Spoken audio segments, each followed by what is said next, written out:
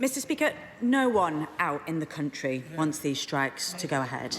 But as I have repeatedly said, even at this 11th hour, they can still be avoided. To do so, it requires ministers to step up and show leadership, to get employers and the unions round the table and address the very serious issues on pay and on cuts to safety and maintenance staff behind this dispute. The entire country is about to be ground to a halt, but instead of intervening to try and stop it, the Secretary of State is washing his hands of any responsibility. On the eve of the biggest rail dispute in a generation, taking place on his watch, he has still not lifted a finger to resolve it.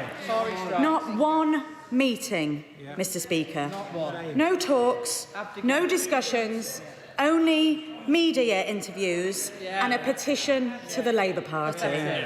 This is a grave dereliction of duty. And should these strikes go ahead tomorrow, they will represent a catastrophic failure of leadership.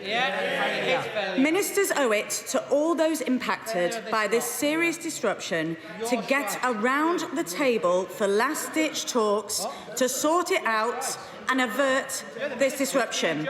And if he won't listen to me, Mr. Speaker... Can you two either go outside or be quiet for a little while? Louise Haigh. Thank you, Mr. Speaker.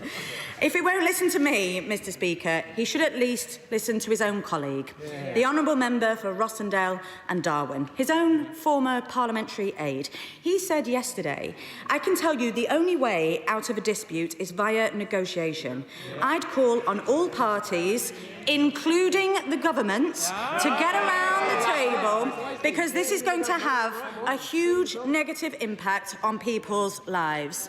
His own MPs and the public know the only way to sort this out is for the member opposite to do his job. But that isn't all, Mr. Speaker.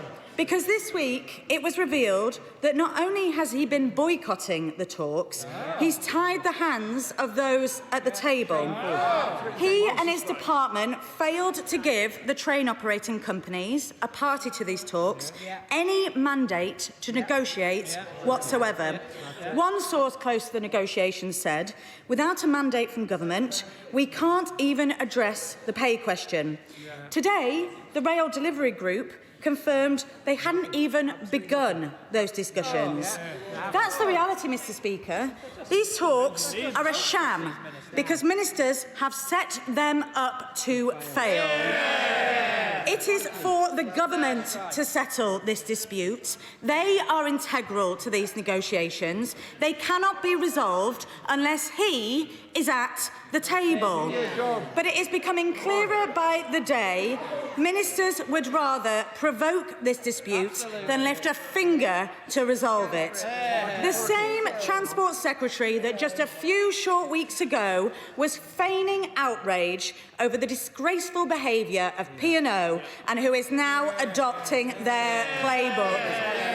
Replacing skilled safety-critical staff with agency workers cannot and must not be an option. So what exactly has changed between the Secretary of State calling on the public to boycott P&O and now that he is suggesting that their behaviour should be legalised?